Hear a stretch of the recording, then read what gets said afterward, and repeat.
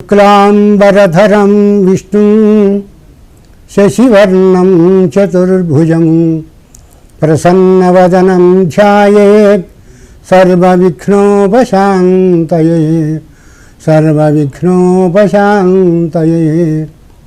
దిలీప మహారాజు బయలుదేరి సేనతో సహా ఆ ప్రాంతాన్నంతని కూడా ఆక్రమించాడు.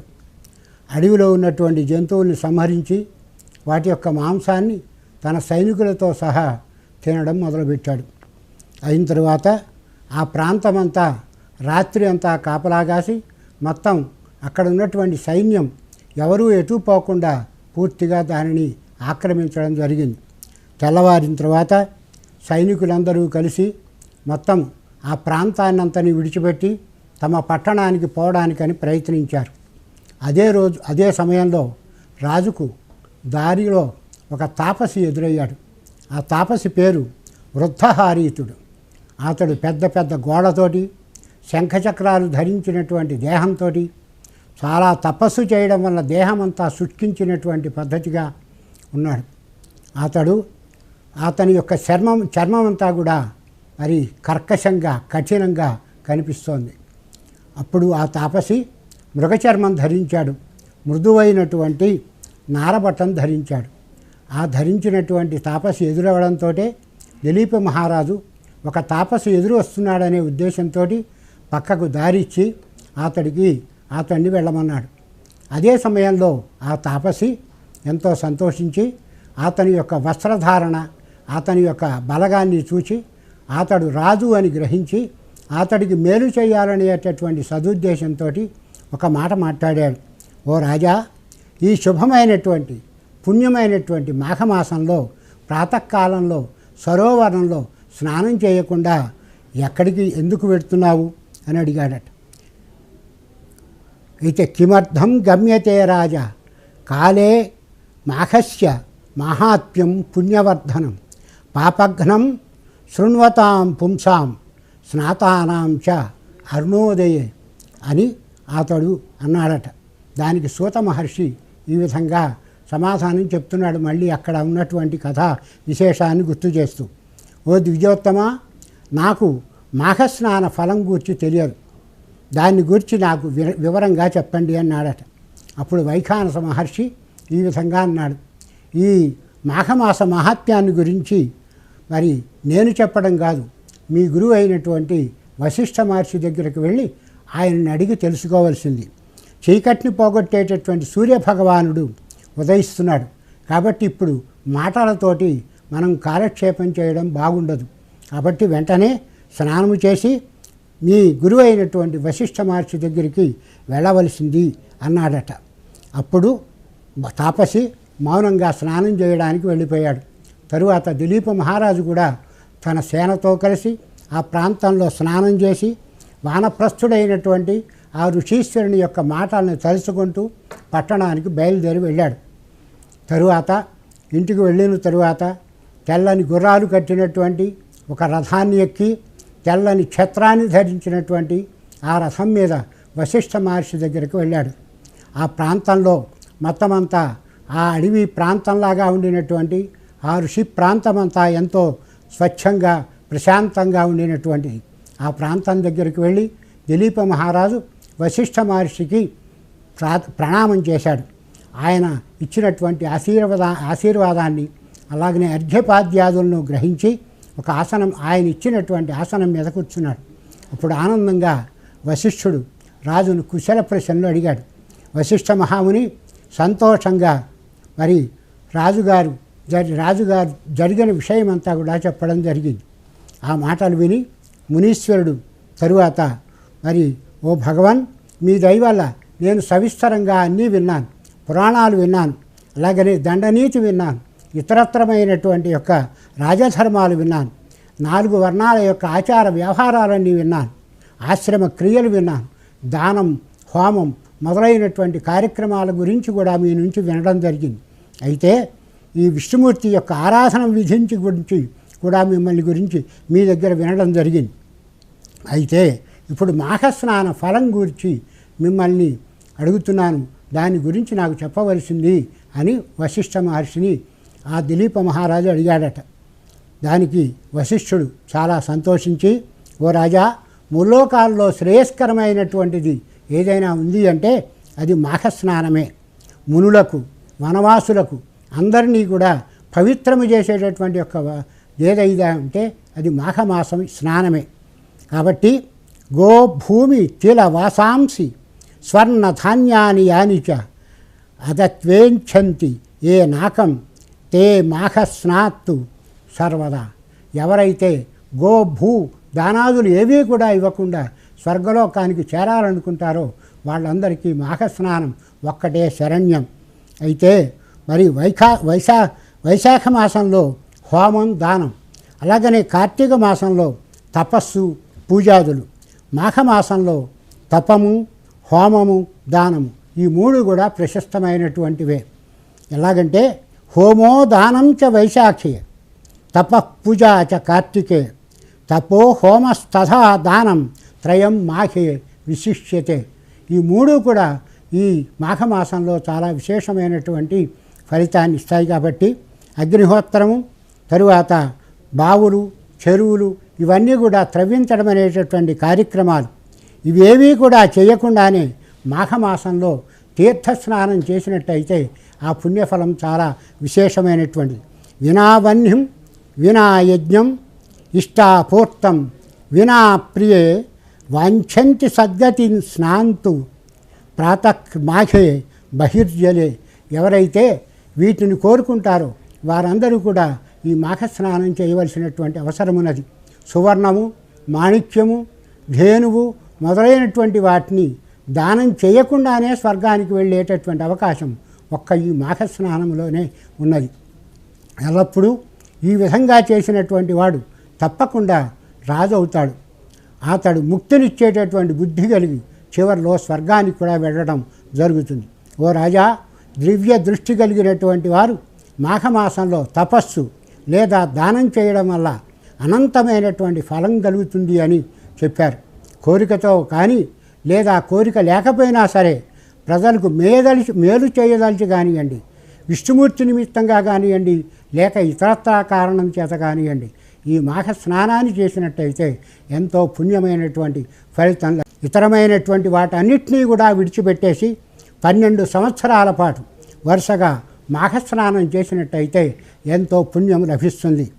అలా చేసినటువంటి ఆమె అదితి ముల్లోకాల్లోనూ ప్రకాశించేటటువంటి ద్వాదశాదిత్యుల్ని కనడం జరిగింది. అలాగే మాఘస్నానం చేయడం వలనే రోహిణి సౌభాగ్యవతిగా అయింది. అలాగనే అరుంధతి దానశీల పరాయణగా అయింది. అలాగే మాఘస్నానం వల్లనే శశీదేవి ఎంతో వైభవోపేతముగా స్వర్గలోకంలో నివసించడానికి అర్హత కలిగినటువంటి ఆమెగా తయారైంది. కాబట్టి రవి అనగా సూర్యుడు మరి మకరంలో ఉండగానే ఈ మాఘస్నానం ఆచరించినటువంటి వాడు ప్రసన్నమైనటువంటి యొక్క చిత్తంతో అతడు ఉంటాడు. ముదితాస్తే వసంతి హయయి స్నాతం మకరే రవౌ అనేటటువంటి విషయం చాలా విశేషమైనటువంటిది.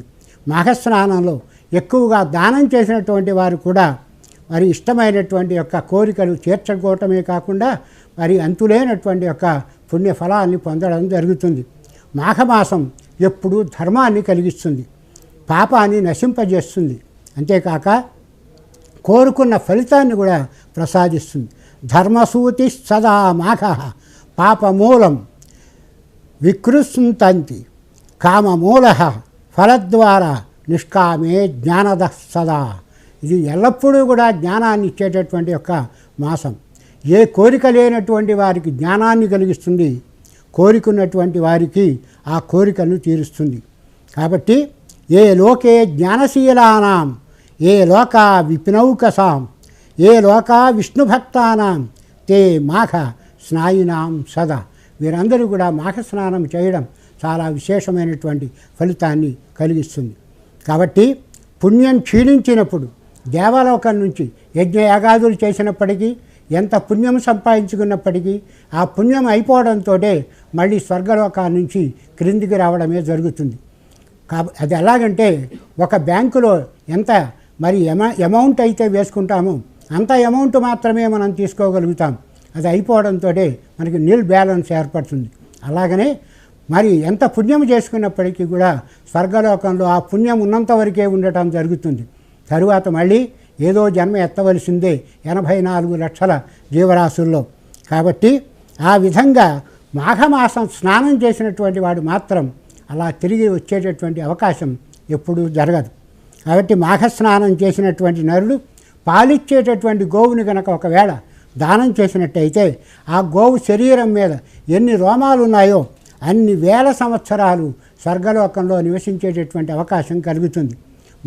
మాసం స్నానం చేసినటువంటి వాడు బెల్లం, నువ్వులు దానం చేసినట్లయితే చాలా విశేషమైనటువంటి ఫలితం లభిస్తుంది. అతను యొక్క పాపాలన్నీ కూడా పూర్తిగా నశించిపోయి నిర్మలమైనటువంటి మనస్సు కలిగిన వాడు అవుతాడు. కాబట్టి అన్ని దానాల్లోకి కూడా తిలాదానం చాలా విశేషమైనటువంటిది. కాబట్టి సర్వేషాం ధాన్యరాశీనాం తిలా పాప ప్రణాశనా అన్నారు పెద్దలు. కాబట్టి ఓ రాజా, మాఘమాసంలో ప్రయత్నపూర్వకంగా ఈ తిలాదానం తప్పకుండా చేయాలి. తరువాత బ్రాహ్మణులకు భోజనం పెట్టాలి.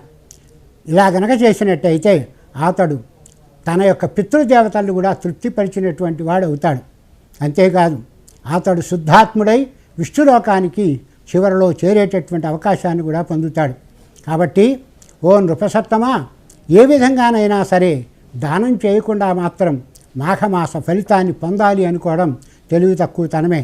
కాబట్టి తన శక్త్యానుసారం ప్రతివాడు కూడా దానాన్ని చేయవలసినటువంటి అవసరం ఉన్నది మాఘమాసంలో.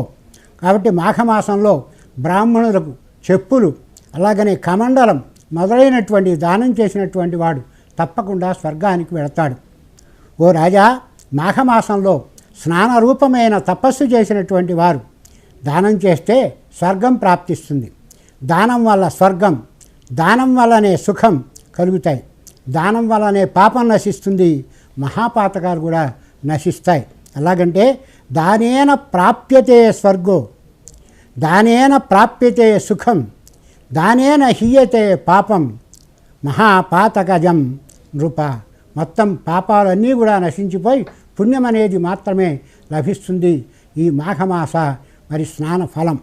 అయితే సంతానము లేక కులము, అలాగనే లేకుండా గృహం, సూర్యుడు లేకుండా ఆకాశం శోభించనటువంటి విధంగానే దానం లేకుండా తపస్సు అనేటటువంటిది శోభించదు.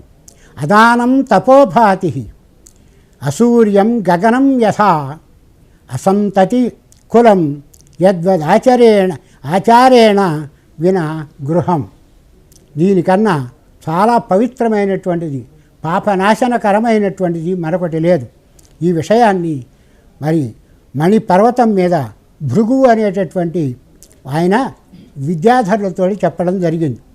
దానికి వశిష్ఠ మహర్షి ఇలా చెప్పాడు: ఓ రాజా, పూర్వకాలంలో ఒకానొకప్పుడు 12 సంవత్సరాల పాటు ఎక్కడ వర్షం అనేది పడకుండా దానితోటి కరువు ఏర్పడిపోయింది. దానితో మేఘుడు వర్షించకపోవడంతో ఉద్విగ్నులైనటువంటి ప్రజలందరూ కూడా 10 దిక్కులా పారిపోవడం జరిగింది.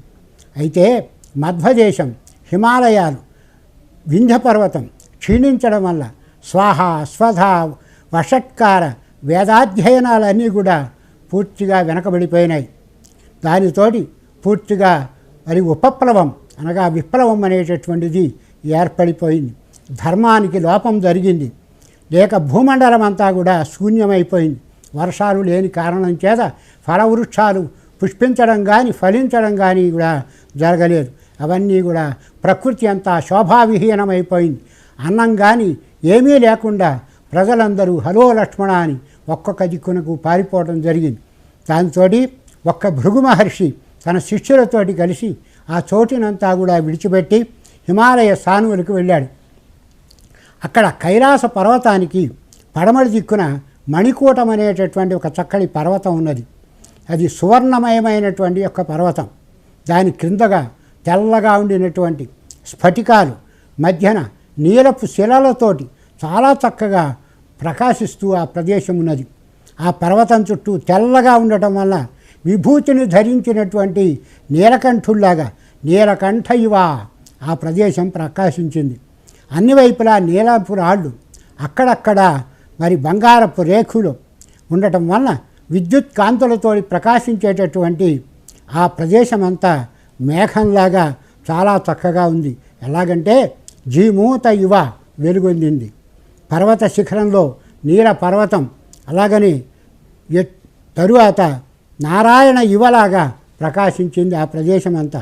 పర్వతం యొక్క నీలము యొక్క వర్ణపు ప్రాంతమంతా కూడా పసుపు పచ్చని వడ్డాణాన్ని విడిచిపెట్టి అలాగే తెల్లటి స్ఫటికాలతోటి వెలగడ ప్రకాశించడం వలన నక్షత్రాలతో కూడుకున్నటువంటి ఆకాశంలాగా ప్రకాశించిందట. సతారమివ వ్యోమ. ఈ వర్ణన అంతా కూడా ఈ మణికూట వర్ణనం యొక్క చాలా విశేషమైనటువంటి పద్ధతిగా మనకు కనిపిస్తుంది.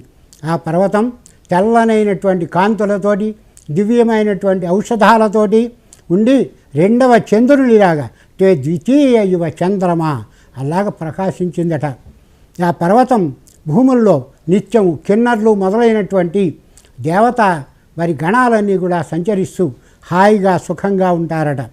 అక్కడ ఉన్నటువంటి ప్రాంతాలన్నీ కూడా చాలా పచ్చగా ఉండటంతో తెల్లగా ఉండినటువంటి పాలరాతి వరుసలతోటి ఉండటం వలన ఇంద్రధనుస్సుతో సమానంగా ప్రకాశించిందట అది. దానితోటి సప్తధాతువులు, బంగారం, వివిధ రకాలైనటువంటి రత్నాలు ఉండటం వలన ఆ పర్వతం అంతా శోభాయమానంగా ప్రకాశించింది. ఇలా ఉన్నటువంటి పర్వతం అగ్ని జ్వాలలాగా పెద్ద పెద్ద శిఖరాలతోటి చక్కగా 4 వైపులా వ్యాపించి ఉన్నది. ఆ పర్వతం క్రింద ఎత్తుగా ఉండేటటువంటి ప్రదేశాల్లో, దట్టంగా పచ్చగడ్డి వ్యాపించినటువంటి ప్రదేశాల లోపల కూర్చొని హాయిగా సుఖంగా అక్కడ విద్యాధరులు తమ కాంతలతోటి విహరిస్తారట. శ్వాసను బంధించి తపస్సు చేసుకునేటటువంటి ఋషీశ్వరుడు, అలాగనే కష్టాలు జయించి వైరాగ్యంతో ఆ ప్రాంతానికి వచ్చినటువంటి వారందరూ కూడా ఆ పర్వత గుహల్లో రాత్రింబగళ్ళు నివసిస్తూ బ్రహ్మధ్యానం చేస్తూ ఉంటారట. కొందరు యోగులు అర్ధనిమీలిత నేత్రాలతోటి రుద్రాక్షధారలు ధరించి తరువాత అందమైనటువంటి కందమూలాలను తింటూ మహాదేవుడిని గురించి ధ్యానిస్తూ ఉంటాడట. అలాగనే నలువైపులా పారిజాత కుసుమాల యొక్క పరిమళాలు గుబాళిస్తూ ఉంటాయి. కొండ చర్యల నుంచి జాలువారేటటువంటి సెలయేళ్ళు, ఆ సెలయేళ్ల యొక్క శబ్దాలకు తగ్గట్టుగానే అక్కడ పూల మీద ఝంకారాలు చేస్తున్నటువంటి తుమ్మెదలు, ఇవన్నీ ఆ ప్రాంతాన్ని ఎంతో మనోహరంగా మార్చివేయడం జరుగుతున్నది. ఆ కొండ సమీపంలోనే ఏనుగుల గుంపులు, అలాగనే వాటి పిల్లలు, కస్తూరి మృగాలు, అలాగనే మనోహరమైన చిత్రమైనటువంటి మృగాల గుంపులు తరువాత కలిసి తిరుగుతూ ఉంటాయి. అంతేకాక వాటితోటి పాటుగా చమరీ మృగాలు, గోవులు, ఇతరమైనటువంటి విచిత్రమైన అడవి జంతువులన్నీ కూడా ఆ ప్రాంతమంతా తిరుగుతూ ఉంటాయి. అక్కడ విలాసంగా తిరుగుతూ ఉండినటువంటి ప్రదేశాలతోటి పాటుగా ఆ ప్రదేశాల్లో ఇంకా పావురాలు, చకోరాలు, కోయిలలు ఆ ప్రాంతాన్నంతని ఎంతో మనోహరంగా మార్చివేయడం జరిగింది. రాజహంసలు, నెమళ్లతోటి కూడి ఉన్నటువంటి ఆ పర్వతం ఎంతో శోభాయమానంగా ప్రకాశిస్తూ ఉన్నది. ఇదంతా విని ఓ భగవన్, మరి చాలా ఆశ్చర్యకరమైనటువంటి ఆ పర్వతం మీద సిద్ధులు అందరూ కూడా ఆ ప్రాంతమంతా ఉన్నారని చెప్పావు కదా, ఆశ్రయం పొంది నివసిస్తున్నటువంటి ఆ పర్వతం ఎంత ఎత్తుంటుంది, ఎంత వెడల్పు ఉంటుంది స్వామి, నాకు వివరించి చెప్పవలసింది అని దిలీప మహారాజు అడిగాడట. దానితోటి ఆ మహర్షి ఇలా సమాధానం చెప్పాడు. ఆ పర్వతం 36 యోజనాల ఎత్తు కలిగి, శిఖరాలలో 10 యోజనాల పొడవు వెడల్పు కలిగి విస్తరించి, మూలంలో 16 యోజనాల మరి వెడల్పు కలిగి ఉన్నది. హరిచందనం, అలాగనే మందారాలు, మామిడి, మరి దేవదారు, తరువాత సరళ, అర్జున మొదలైనటువంటి ఫల వృక్షాలన్నీ కూడా ఆ ప్రాంతమంతా శోభిల్లుతూ ఉన్నది. కాలాగరు, లవంగ, నికుంజ, లతా గృహాలతోటి ఆ పర్వతం నిత్యం కూడా ప్రకాశిస్తూ ఉన్నది. తరువాత ఇంకా అలాంటి రమ్యమైనటువంటి పర్వతాన్ని చూచి దుర్భిక్షంతో అలమటించేటటువంటి భృగు మహర్షి, ఆయన యొక్క శిష్యులు ఆ ప్రాంతమంతా చక్కగా హాయిగా విహరించి తన యొక్క బాధలన్నీ కూడా పోగొట్టుకున్నాడు. ఆ పర్వతం యొక్క గొప్పతనాన్ని మనస్సులో ఎంతో ఆనందించి ఆ పర్వతంలో చాలా చక్కగా ఎంతో కాలం తపస్సు చేసుకున్నాడు. ఆ ప్రాంతంలో ఆ భృగు మహర్షి అక్కడ ఉండినటువంటి తరువాత అక్కడి నుంచి నెమ్మదిగా మరి ఒక ప్రాంతానికి వెళ్ళడానికని ప్రయత్నం చేశాడు. ఓ రాజా, భృగు మహర్షి ఆశ్రమవాసులైనటువంటి బ్రాహ్మణులతోటి కలిసి అక్కడ ఎంతో కాలం ఉండటం జరిగింది. అక్కడ ఉంటూ ఉంటున్నటువంటి సమయంలో విద్యాధర దంపతులు ఇద్దరు పర్వతం దిగి వారి దగ్గరికి వచ్చారు. దానితోటి చాలా ఆశ్చర్యపోయి భృగు మహర్షి వారిని చూచి, మీరు ఎందుకని ఇలాగా బాధపడుతూ నా దగ్గరికి రావటం జరిగింది, కారణం చెప్పండి, మీరు విద్యాధరులు కదా అని అన్నాడట. అప్పుడు ఆ మాటలు విని విద్యాధరుడు చాలా ఆశ్చర్యపడి, అయ్యా నా బాధను ఎవరికి చెప్పుకోవాలి, ఓ తాపసశ్రేష్ఠ మా దుఃఖ కారణం చెప్తాను వినండి. నాకు స్వర్గలోకంలో నివసించేటటువంటి ఆనందం కలిగింది. నా పుణ్యం వల్ల నేను అక్కడే నివసిస్తున్నాను. అయితే మరి ఈ విషయాన్ని తలుచుకుంటూ నేను చాలా బాధపడుతున్నాను. దానికి కారణం ఏమిటంటే, నేను అక్కడ నివసిస్తున్నప్పటికీ నాకు వ్యాఘ్రముఖం అంటే పులి యొక్క ముఖం నాకు ఏర్పడింది. ఈ యొక్క భార్య అనగా నా ప్రక్కన ఉన్నటువంటి ఈమె ఎంతో అందగత్తె. అటువంటి ఆమె అయితే ఆమె యొక్క స్వరం అందానికి తోడుగా ఎంతో మధురముగా ఉంటుంది. రూపం అందమైందే, అంతేకాకుండా ఆమె యొక్క గానం కూడా చాలా మాధుర్యమైనటువంటిది. నిర్మలమైన మనోహరమైనటువంటి మరి సప్తస్వరాలను మేళవించి వీణానాదన చేయగలిగినటువంటి సామర్థ్యం కలది ఆమె.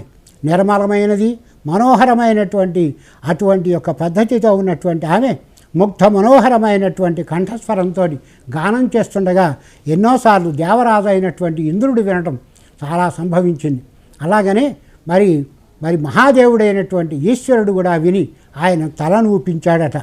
అంతాకాకుండా అటువంటి శిరస్సును ఊపినటువంటి విభింపజేసినటువంటి ఆమె కంఠస్వరానికి ఎంతో బ్రహ్మాండమైనటువంటి ఆనందం నాకు కలుగుతున్నప్పటికీ నాది చూడబోతే వ్యాఘ్రముఖం, ఆవిడది చూడబోతే అందమైనటువంటి రూపం, తరువాత సప్తస్వరాలను బిగిన మేళవించగలిగినటువంటి కంఠస్వరం. అటువంటి ఈ లోకంలో ఎక్కడ అటువంటి స్త్రీని చూడం. ఇలాంటి దేవముఖం కలిగినటువంటి ఈమెతో నా సంసారం ఎక్కడ, వ్యాఘ్రముఖం కలిగినటువంటి నేనెక్కడ అనేటటువంటిది రాత్రింబగళ్ళు నాకు క్షోభ కలుగుతోంది ఓ స్వామి. కాబట్టి ఓ ఇక్ష్వాకునందన విద్యాధర్ని ఆ మాటలు విని త్రికారజ్ఞుడైనటువంటి ఆ భృగు మహర్షి దివ్యమైనటువంటి దృష్టితోటి చూచాడు. చూచి అతని యొక్క పూర్వ వృత్తాంతమంతా ఈ రకంగా చెప్పడం మొదలుపెట్టాడు. ఓ విద్యాధర శ్రేష్ఠ, నీ యొక్క పూర్వజన్మ యొక్క విశేషాన్ని నేను దివ్య దృష్టితోటి చూడటం జరిగింది. ఏమిటంటే, నీవు సాధారణంగా ఎవరైనా సరే మరి జ్ఞాని అయినటువంటి వాడు మోహంలో మునగడు, అజ్ఞాని అయినటువంటి వాడు మోహపరవశుడు అవుతాడు. విచిత్రం కర్మణాం ఫలం ప్రాప్య ప్రాజ్ఞాన ముహ్యంతజ్ఞాన చేతసః. కాబట్టి దోమకాలితో సమానమైనటువంటి విషంచుక్క కూడా కుండెడు పాలను సర్వనాశనం చేయడం జరుగుతుంది. కాబట్టి వెనుకటి జన్మలో నీవు మాఘమాసంలో ఏకాదశి వ్రతాన్ని అనుసరించి ద్వాదశి రోజున శరీరానికి నూనె రాసుకున్నావు, నీ అభ్యంగన స్నానం చేశావు. అందువల్ల నీ ముఖం వ్యాఘ్రముఖమైపోయింది. కాబట్టి దీనివల్ల మరి ఈ రకమైనటువంటి చిన్న కార్యక్రమం చేసినందువలన కూడా మరి మనకి పాపం ఏర్పడుతుందని ఈ మాఘమాసం తెలియజేస్తున్నది.